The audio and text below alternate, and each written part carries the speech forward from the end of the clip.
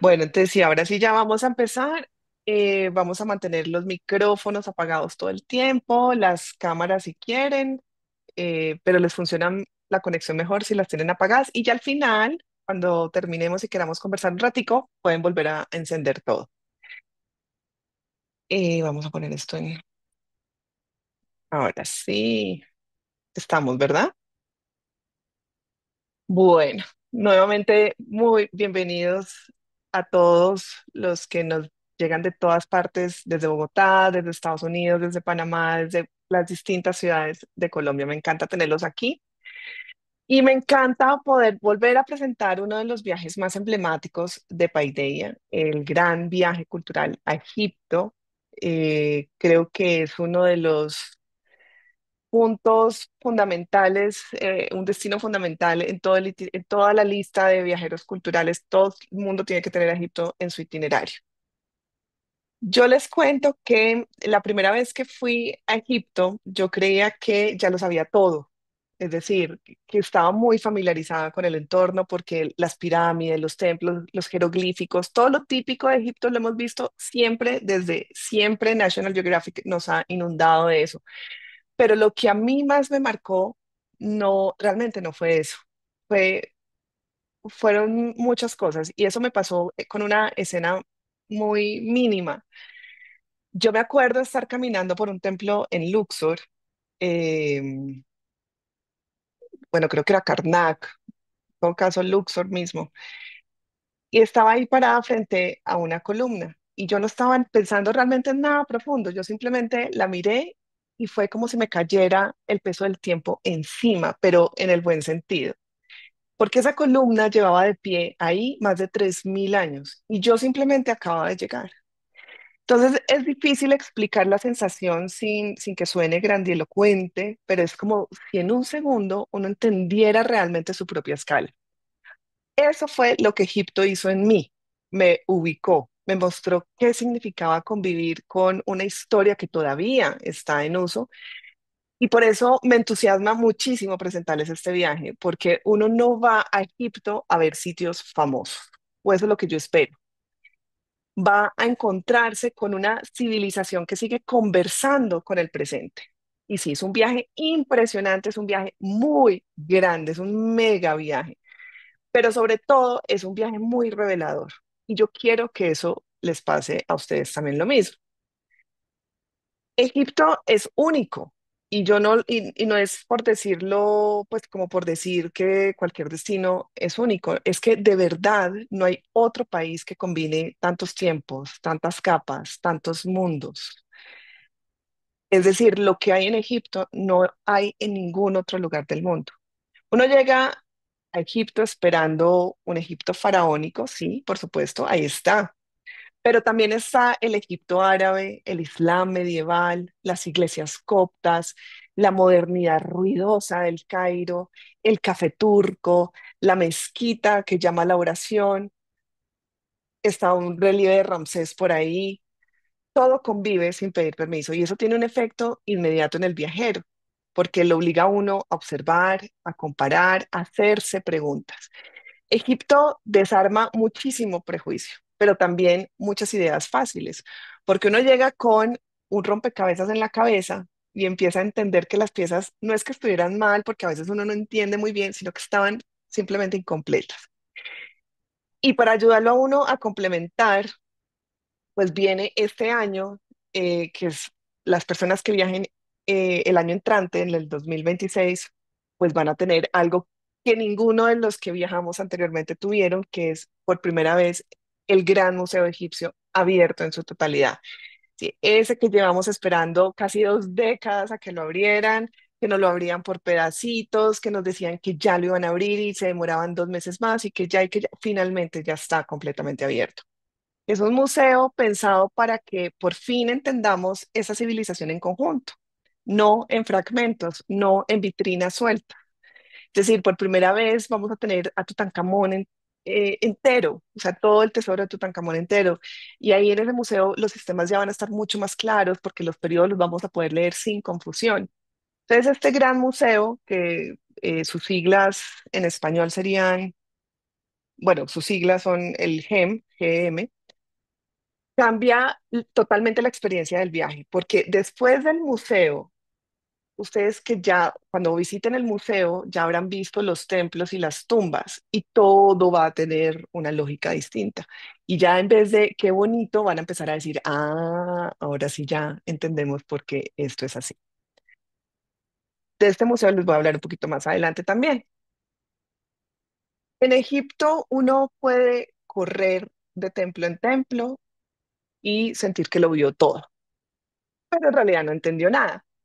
Eso es justamente lo que vamos a evitar o lo que evitamos en los viajes de Paideia. No queremos viajar a una velocidad de checklist, queremos explicar, queremos contextualizar, queremos que se conecten los lugares entre sí y nos vamos a dar el tiempo que muchos grupos de pronto no se dan.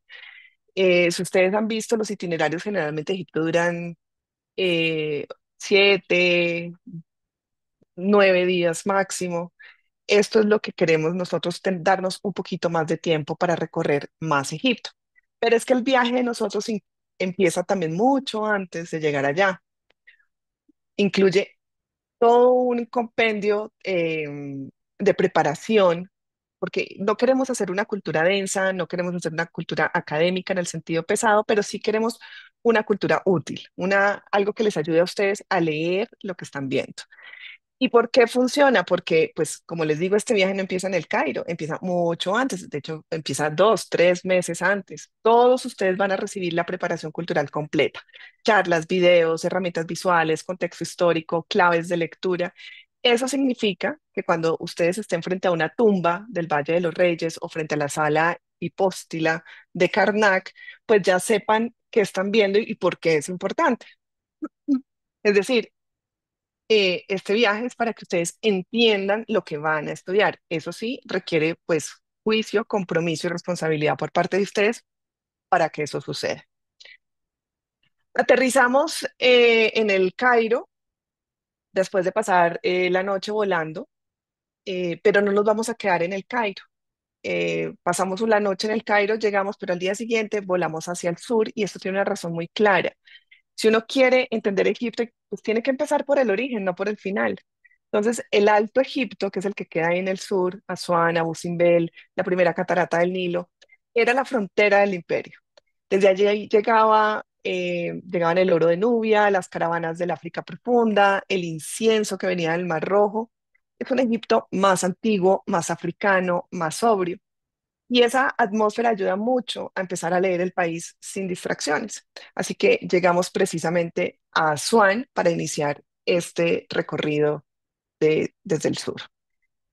Y la primera visita que se nos aparece es el templo de Philae o Philae, el templo de Isis. Y aquí conviene explicar algo que de pronto cambia la manera de mirar los templos desde el primer día. Un templo egipcio no es un lugar bonito, es un documento político que yo y mis compañeros mis compañeros historiadores que me van a acompañar en el curso de preparación, les vamos a explicar y les vamos a enseñar a ver, porque todo ahí, todo lo tallado ahí tiene un propósito. Legitimar al gobernante, mostrar el vínculo entre el rey y los dioses, narrar el orden del mundo según Egipto. Entonces, en Philae esto se hace muy evidente. Isis, que es la diosa central de este templo, representa la protección, la maternidad, la continuidad. Sus relieves alimentan al pequeño Horus o extiende sus alas sobre los faraones, y eso no son simples metáforas que vemos en una pared, eran declaraciones de estabilidad. Fila es un muy buen primer encuentro porque enseña cómo funciona la iconografía egipcia sin saturarnos. Y hay otro punto que siempre impacta mucho a la gente y es que este templo fue desmontado piedra a piedra en los años 60 más o menos para salvarlo del agua, para salvarlo de la inundación de la represa. Y eso ya nos va diciendo mucho de qué lugar ocupa en la historia del país, por qué se rescató. Al día siguiente, o el día siguiente, digamos, está marcado por uno de los monumentos más fuertes del viaje, tal vez es mi monumento favorito en Egipto, que es Abu Simbel, y es un sitio muy difícil de describir sin caer realmente en exageraciones. Voy a intentarlo. Pero Abu Simbel explica el poder faraónico mejor que cualquier libro, porque allí vamos a ver cómo Ramsés II construyó este templo allá en ese extremo sur del territorio para enviar un mensaje muy claro, para mandar un mensaje muy claro a quien se acercara desde Nubia, desde el sur. ¿Cuál era ese mensaje? Que Egipto es grande, que Egipto es estable, que Egipto tiene a los dioses de su lado. La altura, la postura, la proporción, nada de eso, señores, es casual. Hay un detalle también técnico o científico o de conocimiento, que es la orientación solar del templo. 2 veces al año el sol entra hasta el Sanctum Sanctorum e ilumina tres de las cuatro estatuas del fondo. La única que queda en sombra es el dios Ta, que es el dios asociado al inframundo. Imagínense los cálculos que se tuvieron que hacer para lograr ese efecto. Ese nivel de precisión no fue un misticismo, fue sencillamente ingeniería, astronomía y propaganda, todo junto. Es un sitio que lo hace sentir a uno, o que le hace sentir a uno de esa intención política del arte egipcio de manera muy directa, porque son las propagandas de las batallas de Ramsés acabando con sus enemigos.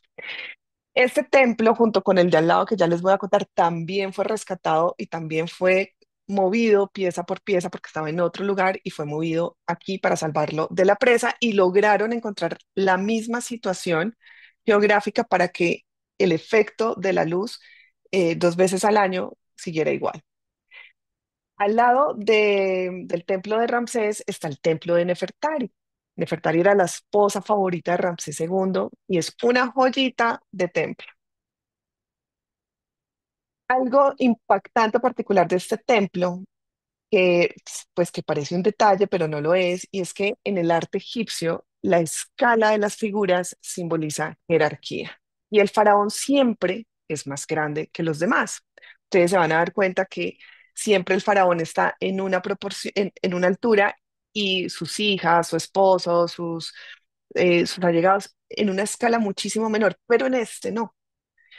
En este no, en este templo, Nefertari aparece representada casi a la misma altura de Ramsés. Uno lo podría pensar que es una declaración romántica, en mi opinión es una declaración totalmente política, porque Ramsés la está colocando en un lugar de rango. Y para nosotros como viajeros culturales, ver esa excepción tan clara, pues ayuda a entender que en Egipto nada está puesto por estética, sino que todo comunica. O sea, yo no quiero que ustedes vayan y digan, ay, qué bonito, no, que entiendan y digan, ah, mira, mira lo que pasa aquí. Y después de 2 días, un poco intensos, pero bien chéveres, aparece un cambio de ritmo que la mayoría de los viajeros pues valora mucho y con toda la razón, que es el crucero.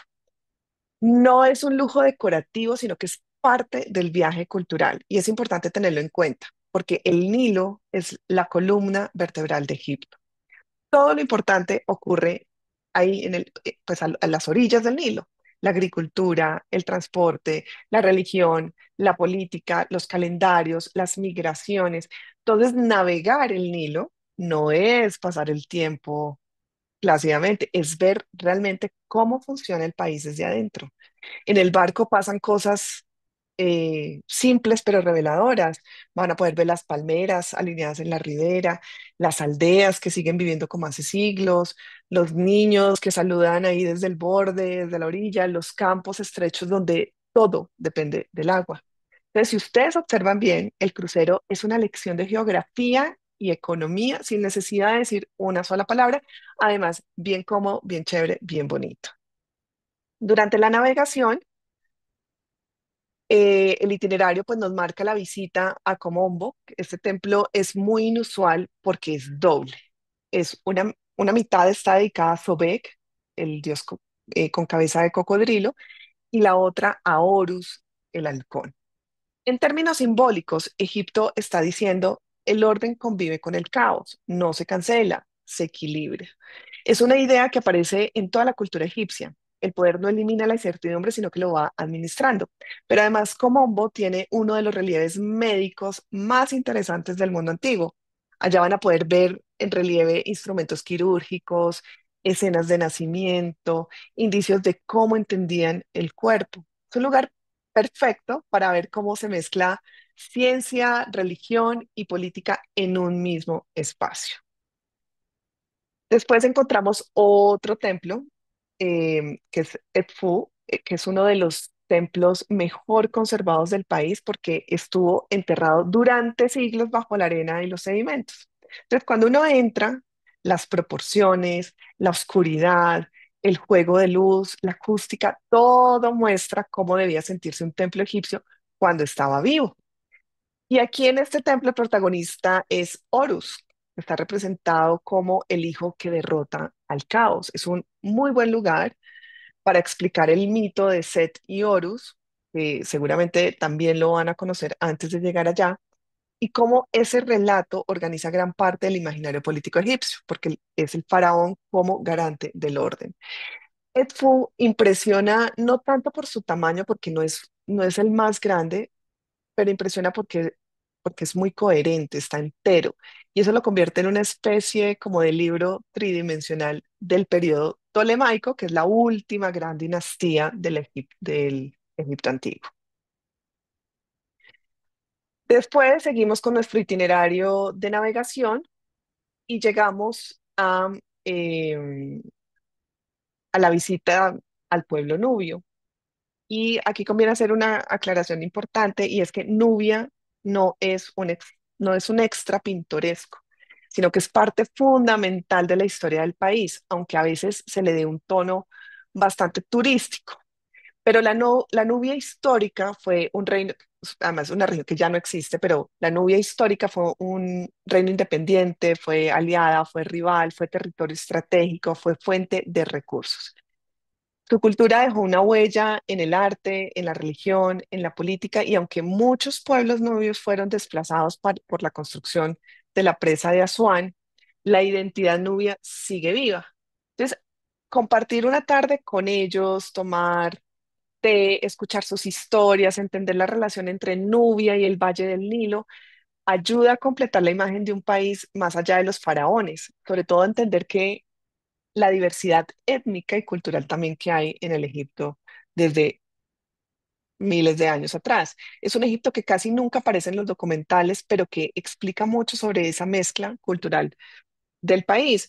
Vamos a hablar también de la problemática de estas personas que se vieron desplazadas y cómo tienen, digamos, una etnicidad diferente a la árabe, egipcia, pues han sido, digamos, de cierta manera discriminados un poco, pero ya se les está dando nuevamente em, visibilidad. Llegamos después de la navegación a Luxor, donde vamos a desembarcar y no hay forma como decirlo suavemente, pero Luxor es una ciudad museo. Luxor no es un museo pasivo. Luxor en sí misma, la ciudad moderna, no es bonita, pero es que es un museo vivo. Aquí todo lo que fue sigue estando, solo hay que saber mirar.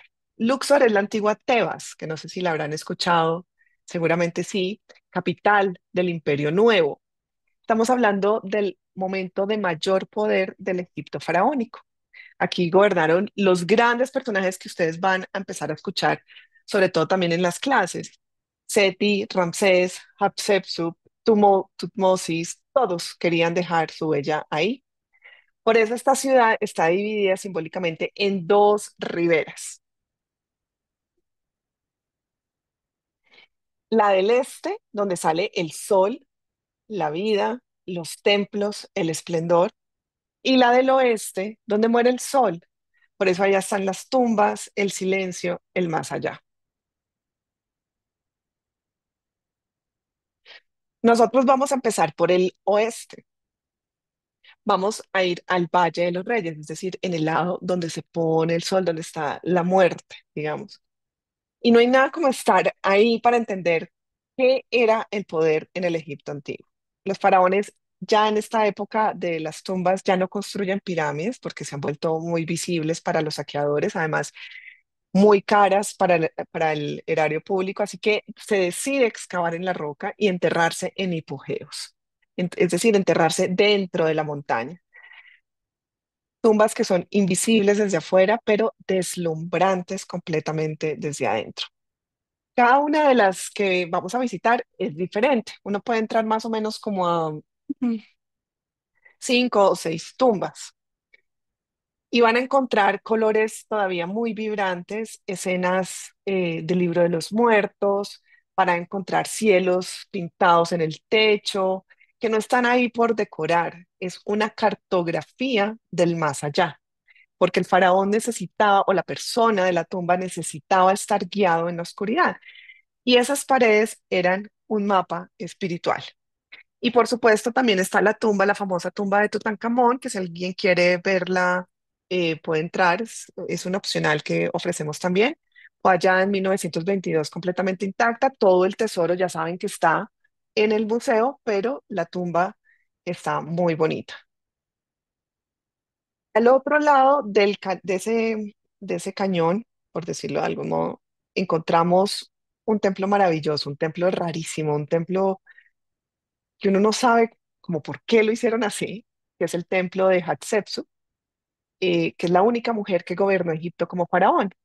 Y no fue un gobierno pues accidental, ella gobernó 22 años.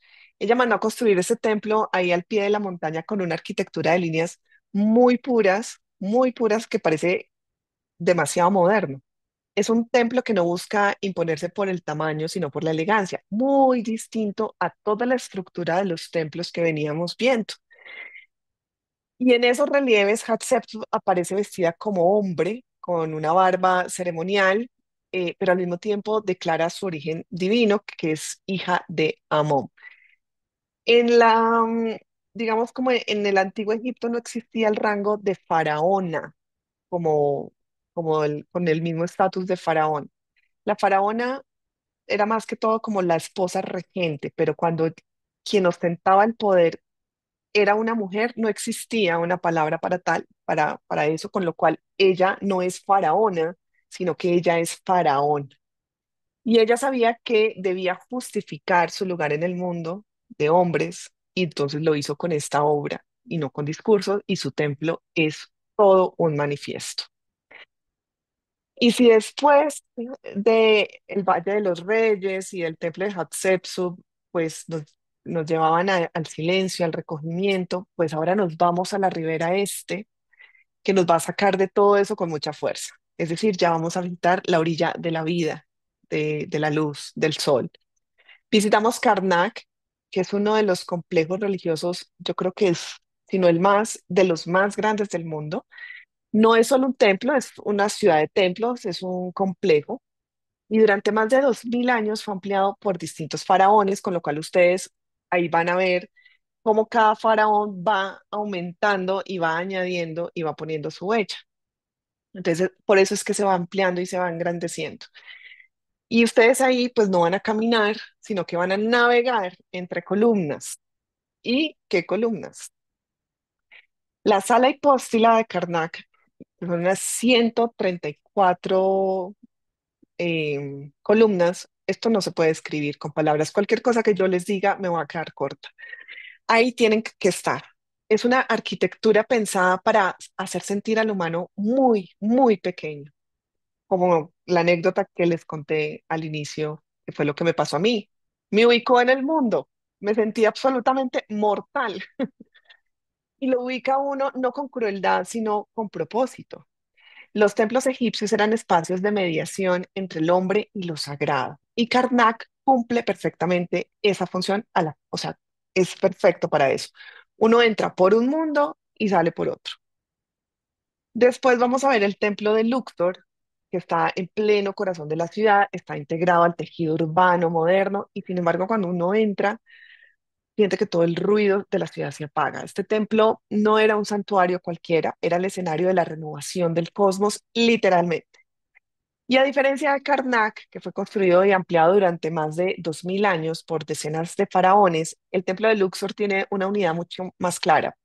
Fue construido principalmente por Amenhotep III y fue ampliado después por Ramsés II. Y lo que lo hace único es que está consagrado no a un dios específico, sino a la manifestación divina del faraón.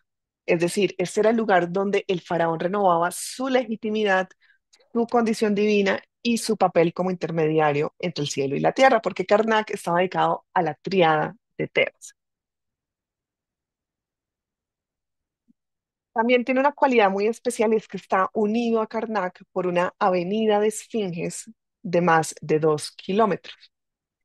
Esta avenida de Esfinges, que ya la última vez que yo fui a Egipto no estaba completa, pero ya sé que ahora sí está completa, no era una vía cualquiera, era la ruta de la fiesta de Lopet, que era una de las celebraciones religiosas más importantes del Antiguo Egipto.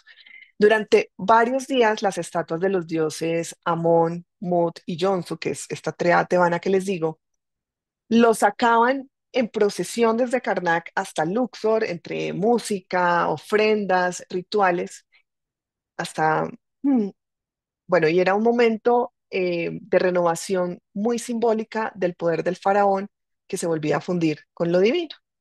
Eso lo hacían cada año con la crecida del Nilo. Y de remate, bueno, otra cosa que quiero decir del Luxor es que es un lugar muy especial porque es un lugar que ha sido sagrado también para muchas culturas. Empezó siendo sagrado para el antiguo Egipto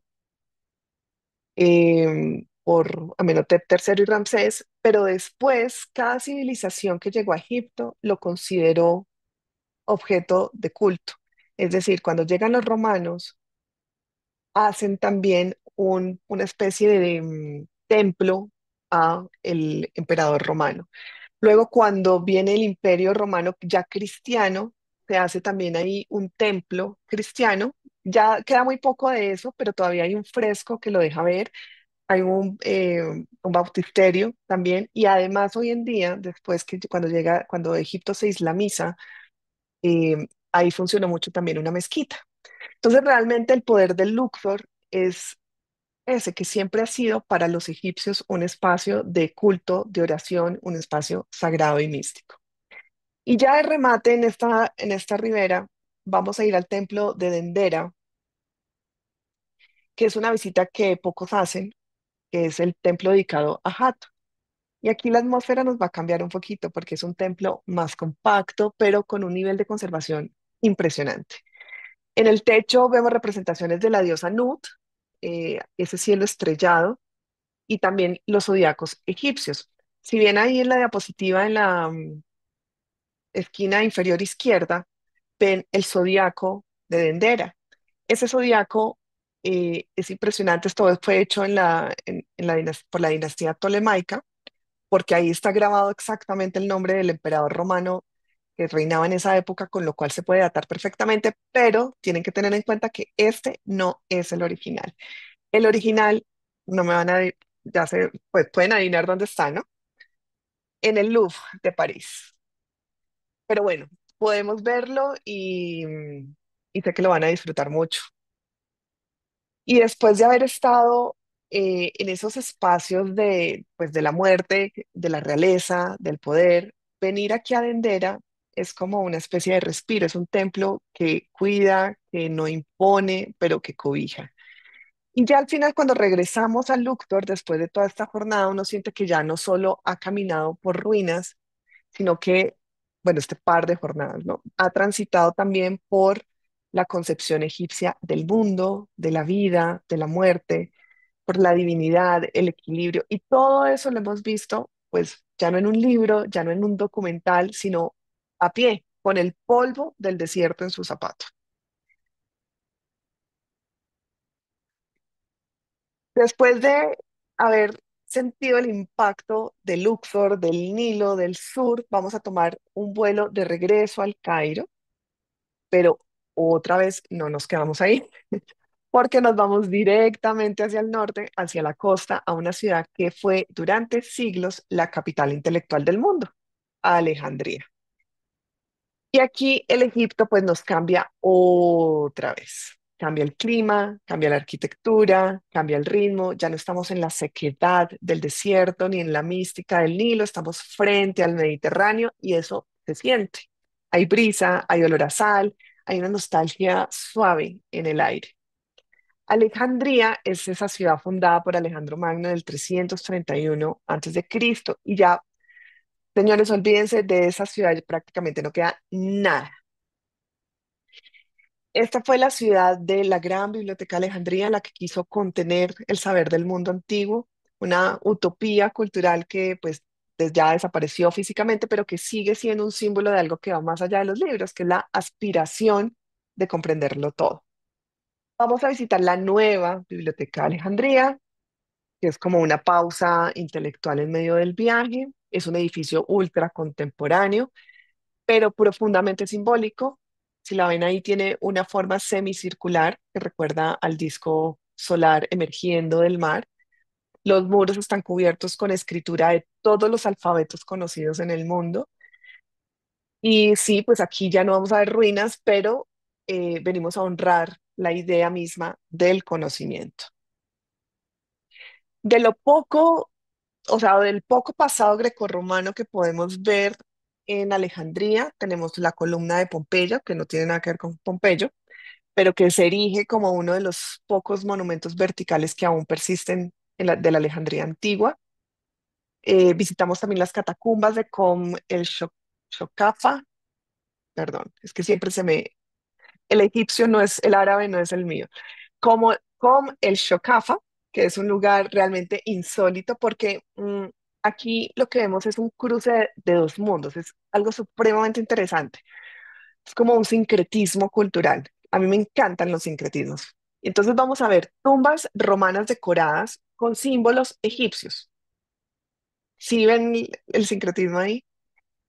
Escaleras en espiral, cámaras funerarias donde lo helenístico, porque estamos hablando ya de la dinastía tolemaica, se junta con lo faraónico y se mezclan sin ningún problema. Es como un espejo de lo que fue Alejandría, una ciudad mestiza donde convivieron egipcios, griegos, romanos, judíos y más tarde musulmanes. Es una ciudad donde los límites se difuminaban. Por eso es muy distinta al resto de Egipto. Vamos a ver los jardines de Montazac, que no solo son hermosos, sino que fueron la residencia real en tiempos de la monarquía egipcia. Aquí se nos va a aparecer el Egipto también un poco más moderno.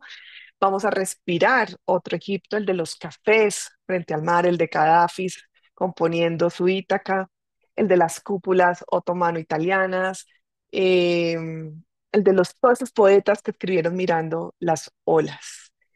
Y no podemos dejar de mencionar pues también la mezquita de Abu al-Abbas al-Mursi, que es un santuario de un místico andalusí, imagínense dónde vino a parar, cuya tumba se convirtió en un lugar de peregrinación. Vamos a explicar su historia también. Y su arquitectura es una mezcla de estilos mamelucos y otomanos. Tenemos que comprender quiénes eran los mamelucos para entender esta parte de Alejandría y sobre todo el Cairo. Y bueno, esta mezquita es como el abrebocas, tiene esa mezcla de estilos con su cúpula muy bonita y entrar ahí y recordar que Egipto pues no es solo un pasado faraónico, también es un país profundamente musulmán con una vida religiosa muy rica y muy diversa.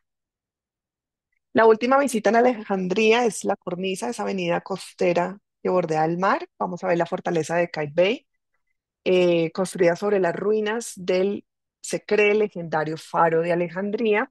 Es una construcción supremamente moderna, más moderna de lo que parece.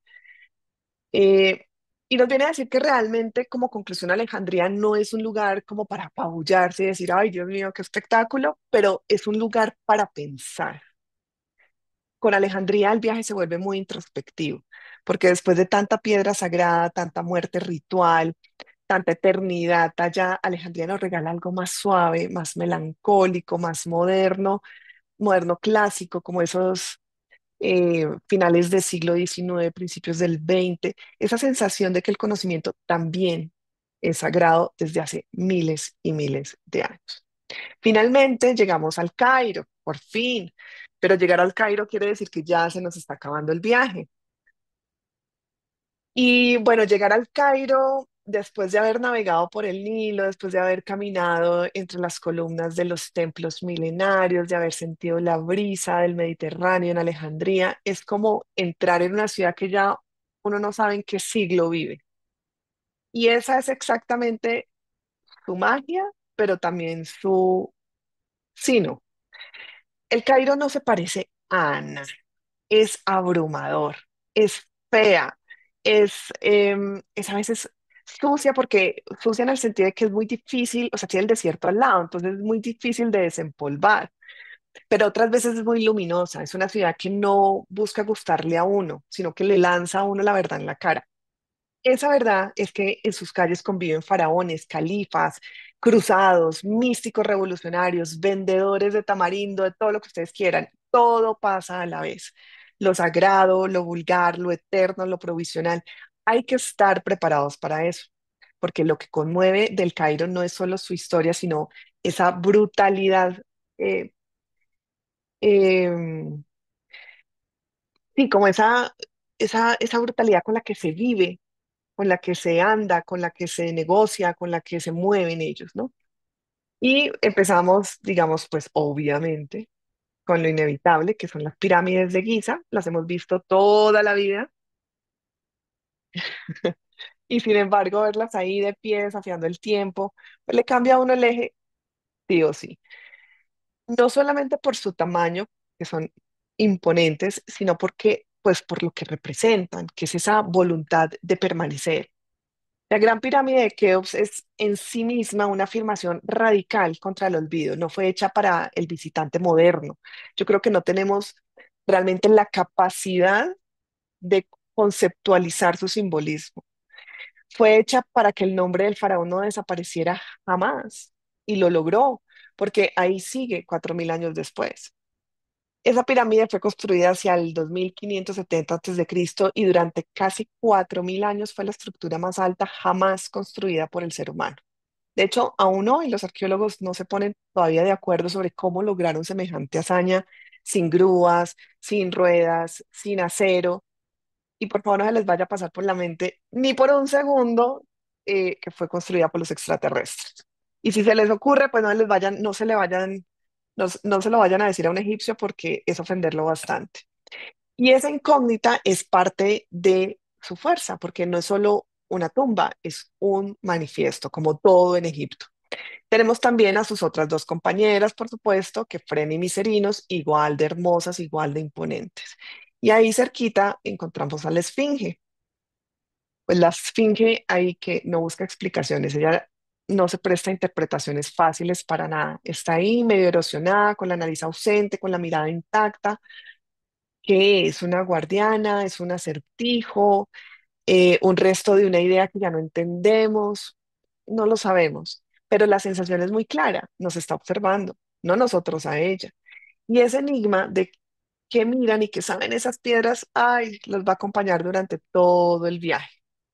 Luego vamos a uno de mis lugares favoritos en el Cairo, que es Saqqara, donde empieza todo.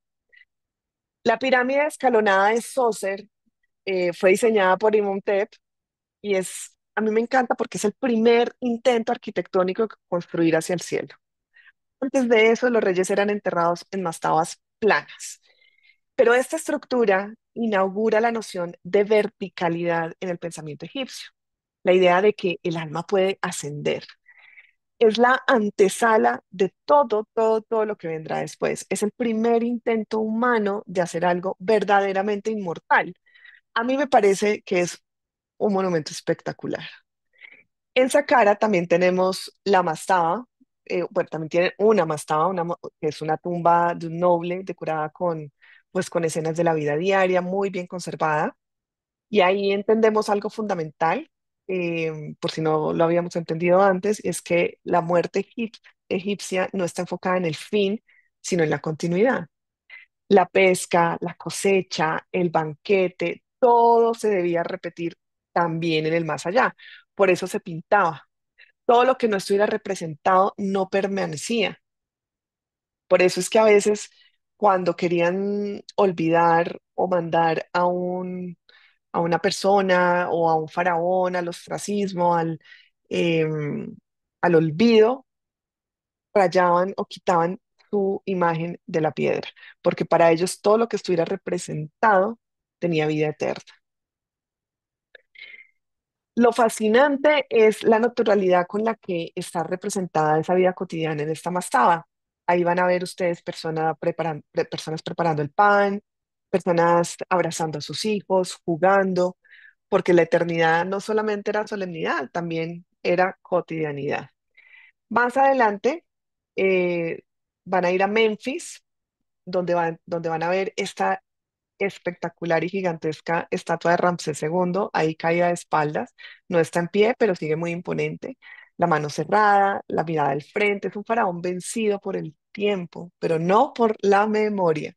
Y uno lo mira desde abajo, ya no como, pues, como miraban los egipcios súbditos, sino ya como un testigo. Memphis, si lo recuerdan bien de los documentales y de las cosas que de pronto se han estudiado de Egipto, fue la primera capital política del Egipto unificado, para allá hacia el 3100 antes de Cristo, con el rey Menes.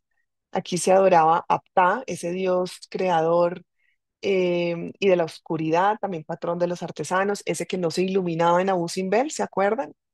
Ese es el dios Ptah. Y esa estatua tumbada es en cierto modo, pues, la alegoría perfecta, porque este es un país de alegorías, de metáforas, de simbolismos. Es la alegoría perfecta del pasado del tiempo, que la grandeza sigue ahí, pero ya no está erigida como antes. También vamos a ir a un sitio con una mística impresionante. O sea, lo que ustedes van a sentir ahí es algo que no les puedo, digamos, como transmitir, pero ahí ustedes van a sentir un momento del viaje bien especial. Es Dashur. Y ahí hay dos obras menos conocidas, pero absolutamente fascinantes. La pirámide roja y la romboidal. ¿Qué es lo mejor de todo? Que no tiene la multitud de turistas que tiene Giza. Y son dos pirámides espectaculares igual. La romboidal, pues como ustedes pueden verla ahí en la foto, cambia de inclinación a mitad del camino. Y no pues porque hubieran querido hacerla así, sino porque el diseño original falló. Entonces también como la escalonada de Saucer es un testimonio silencioso de ese ensayo y error. Es un recordatorio de que incluso los imperios más poderosos pues aprendieron equivocándose. Y el ser humano es así, tiene que ensayar y equivocarse y luego volverlo a intentar. La pirámide roja, que es ya, como ustedes ven, un poco más armoniosa, pues ya no tiene, digamos, la losa, la cobertura, ya está bastante, su fachada está bastante deteriorada, pero ahí sigue. Fue construida por Snefru, que fue el padre de Keops, el de la pirámide de Giza, y marca el paso definitivo hacia la forma que luego perfeccionarían en Giza. Y se puede también entrar ahí y pueden caminar dentro de ella. Tiene unos pasillitos muy angostos en bajada, es una experiencia física. Las de Giza también son físicas, pero también muy íntima con esa arquitectura de la eternidad. Luego pasamos em, todo esto es en el Cairo, ¿no? Durmiendo en el Cairo durante varios días. También vamos a ver allí un Egipto, digamos, más moderno, más vivo, que es el Cairo, digamos, islámico, por decirlo de algún modo. Es uno de los centros más importantes del mundo musulmán medieval. Vamos a subir a la ciudadela de Saladino, construida en el siglo XII para resistir a los cruzados. Y desde allí es chévere porque se domina toda la ciudad. Es un balcón sobre los siglos, como me gusta decir a mí.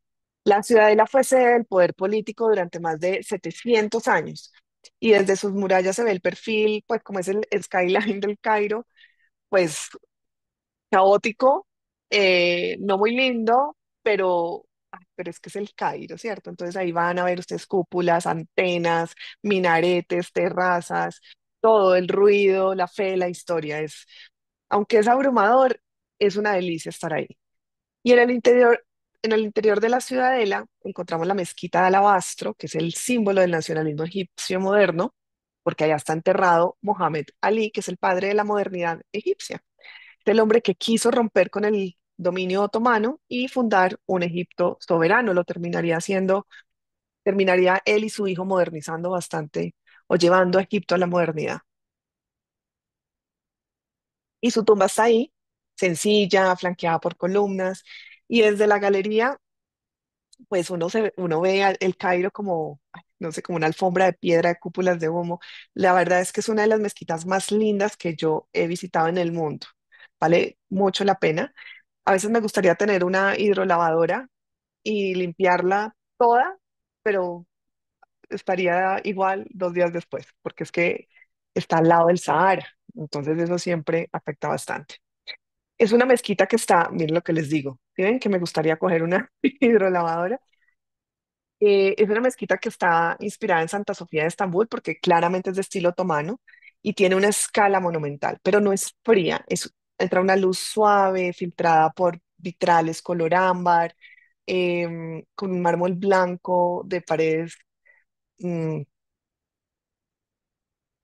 que va amplificando un silencio muy raro que pocos sitios en el Cairo permiten. Y una vez bajamos de la ciudadela, entramos a otro elemento bien interesante del Cairo, que es caminar por las calles del barrio copto. El barrio copto, pues no es solamente el lugar cristiano del Cairo, también es como una cápsula de resistencia. Allá vamos a ver la iglesia colgante está construida sobre las ruinas de una antigua fortaleza romana. Alguito se podrá ver de eso, pero ya no queda mucho.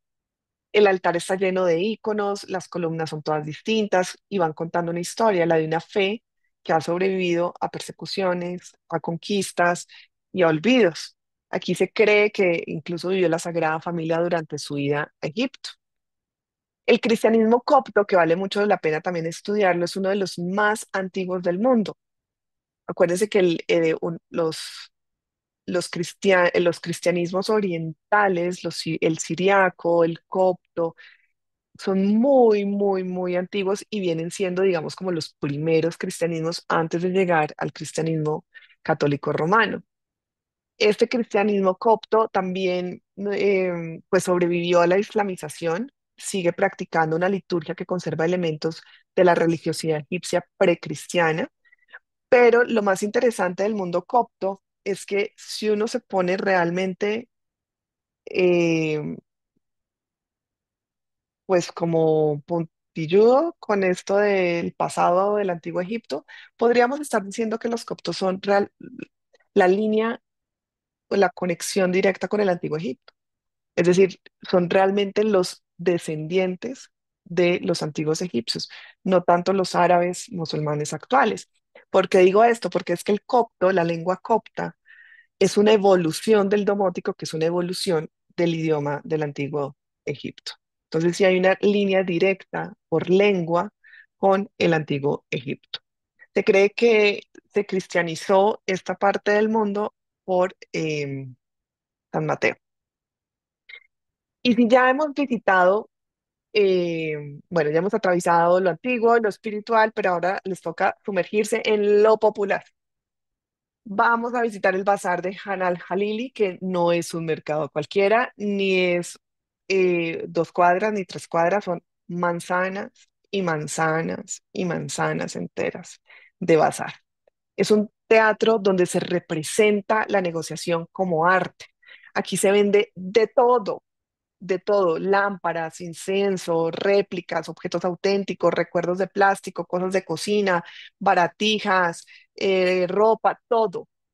Pero lo que uno se lleva de ahí es otra cosa, es la forma en que los egipcios conversan, insisten, seducen, cuentan historias. Entonces, Han al-Khalili, que yo creo que es el zoco más grande del mundo árabe, es el lugar donde las palabras valen más que el precio.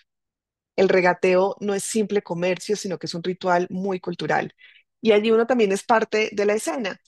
Entonces, hay muchos viajeros que a veces dicen, no, yo no quiero ir a comprar nada, no quiero ir al mercado. Vaya, porque es que ahí es donde va a sentir usted el pulso de la ciudad.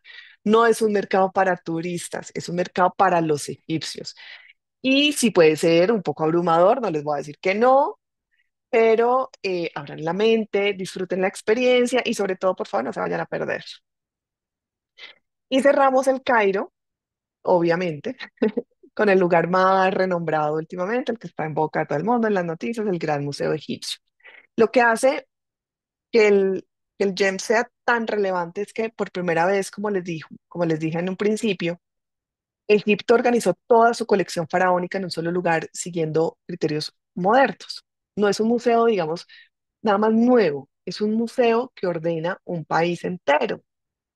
La fachada es absolutamente espectacular y el interior también, pero lo que hace para el conocimiento es invaluable. Cuando uno entra, lo primero que se nota es que las piedras pues están agrupadas de una manera ya mucho más lógica, ya no hay objetos dispersos por distintos museos. No sé si alguien ya ha visitado Egipto y sabe lo que es o lo que fue el Museo del Cairo, el clásico, un desorden y un caos total. La colección de Tutankamón pues va a ser el mejor ejemplo de todo este ordenamiento, porque antes la veíamos fragmentada, el trono en un sitio, el carro en otro, la máscara en otra sala, ahora está todo junto y eso va a cambiar mucho la interpretación. Se entiende cómo funcionaba un ajuar real, que se consideraba esencial, qué tipo de artesanos trabajaban en ello y cómo se preparaba una tumba desde el punto de vista práctico. Otra ventaja es la calidad de la conversación, porque muchas piezas que antes estaban en salas antiguas ahora tienen em, una forma de comunicarse ya más con nosotros. Y fuera de eso, está mejor conservada. Eh, Ahora tienen iluminación adecuada, tienen explicaciones claras, espacios suficientes para observar detalles que antes pasaban desapercibidos, espacio para verlas, porque el Museo del Cairo era muy estrecho. Y esto hace que el visitante, pues obviamente pueda leer la pieza mucho mejor sin distraerse. La arquitectura, por supuesto, también ayuda. No está hecha para impresionar por tamaño, que sí impresiona por el diseño tan moderno, pero está hecha para permitir una circulación que respeta la escala de los objetos. Casi no hay ruido visual. Es un museo que se deja recorrer sin prisa y sin la sensación de saturación típica de esos otros museos arqueológicos a los que nos tenían acostumbrados. Entonces, este gran museo le da al viaje algo que Egipto siempre necesitó, que era mayor contexto.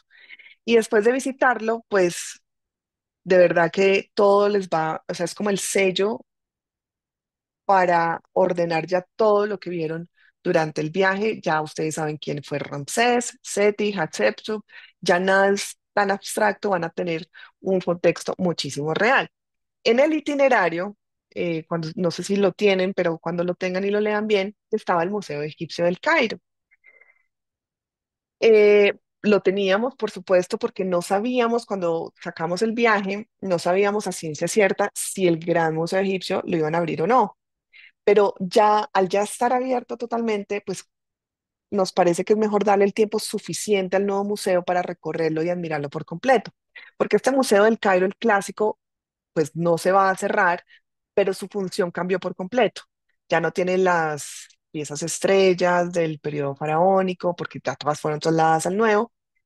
Aquí dejaron objetos que no se pudieron trasladar o dejaron parte del archivo histórico del propio museo. Entonces, va a seguir siendo muy interesante para los arqueólogos, para los historiadores, para los estudiosos, pero ya para un viajero cultural, el Gran Museo es mucho más que suficiente.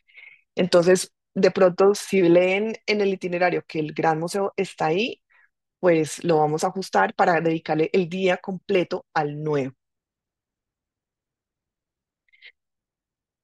Nuevamente decirles que uno no va a Egipto o yo no quiero llevar personas a Egipto a mirar ruinas simplemente ni a que tachen los sitios de una lista. Yo quiero llevarlos eh, para que algo en ustedes muy profundo, muy antiguo, entienda de dónde venimos, no solo como cultura, sino como especie, como seres humanos.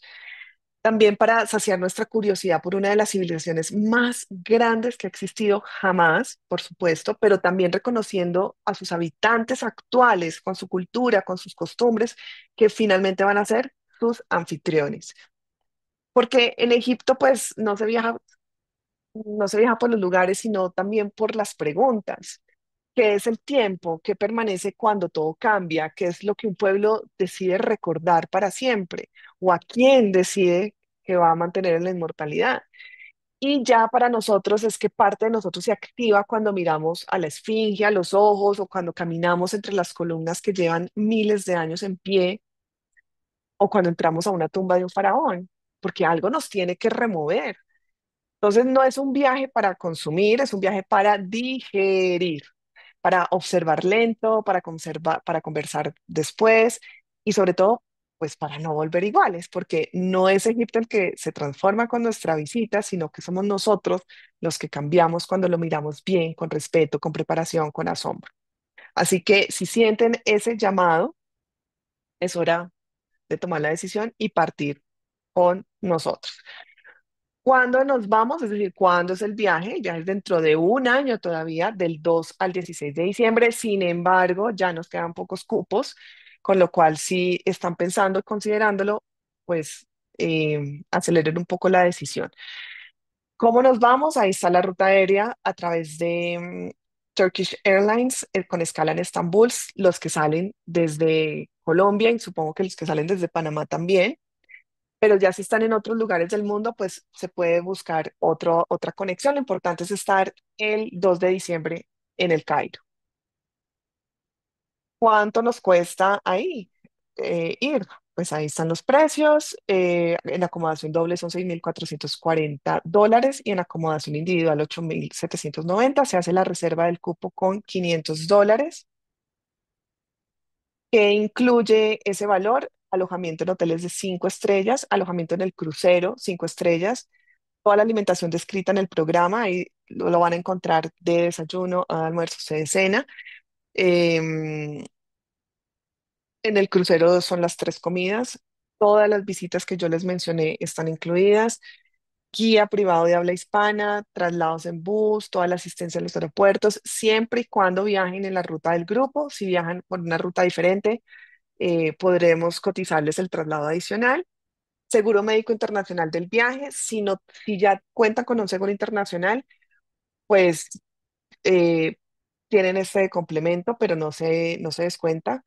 Hay un curso de preparación cultural, que fue el que les expliqué, con charlas en vivo, con videos en toda nuestra academia para viajeros para ustedes. Van a ser aproximadamente unas 8 o 9 clases en vivo, todas virtuales por Zoom, que se graban si ustedes no pueden estar, además de material complementario. Y por supuesto, toda nuestra asistencia y acompañamiento de Paideia durante todas las etapas del viaje, que no incluye ese precio que les mostré, los tiquetes aéreos, tanto los internacionales como los domésticos en Egipto, que es el Cairo Asuán, Luxor El Cairo. Eh, el fee de entrada a Egipto, que son más o menos como $30, no es una visa con la que haya que sacar papeles ni nada, es un fee simplemente que se gestiona. Cualquier gasto personal. Si quieren al seguro médico agregarle un seguro de cancelación, lo pueden hacer. Y para las personas mayores de 70 años, hay un suplemento de seguro médico obligatorio, que también pues en su momento Saray les comentará de cuánto es el valor.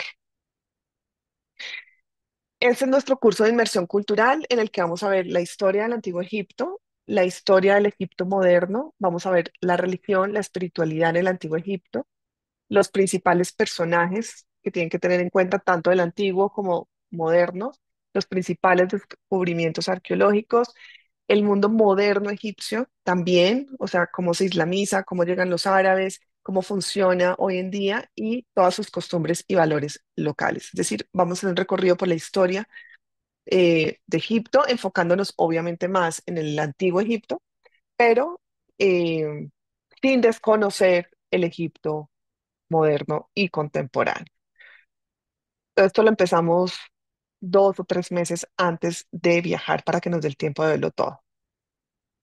Y entonces, pues ahora sí, nos vamos, no, ya nos fuimos porque ya tenemos, creo que más de la mitad del grupo formado. Entonces, ¿qué?